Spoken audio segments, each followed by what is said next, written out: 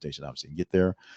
And the big critics are saying that it's excessive showmanship. It's something that dictators do. The Washington Post called it Orwellian, as you would think, with authoritarian pageantry. Some suggest the funds would better be spent on veterans and mental health and infrastructure that they have to pay to fix after the tanks run through the tanks in DC.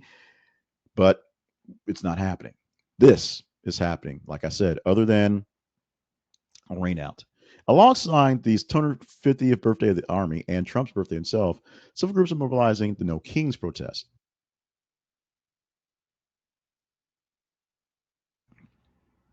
And not just doing it in DC, and they're actually not doing it in DC. 2,000 locations across the nation will have these specific protests happening, with Amnesty International warning that Trump's threat of very heavy force against demonstrators puts at risk. Free speech at risk. That means Trump says if there'll be any demonstrators, I hadn't heard anybody, I hadn't seen anybody say anything, but they'll get heavy force. They will get pushed. They will be shown something if people are demonstrating their hatred for America by not celebrating this parade or by not celebrating his birthday.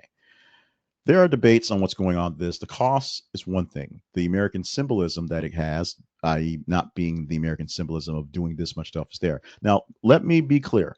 I am a military veteran and I'm also an Army brat. And there have been parades of things driving down all my lifetime during various events, including things like, 4th of July and having military personnel and military vehicles in local parades of all types, all things, a Humvee, a truck, a big carrier that has troops in the back of it, and troops marching down the street, waving to folks, whether in fatigues or whether in some sort of dress uniform.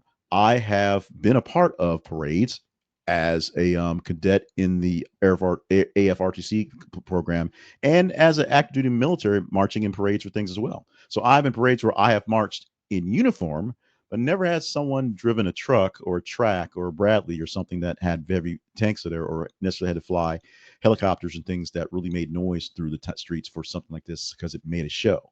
This, as we saw when Trump went to watch Bastille Day things, that France does it, and France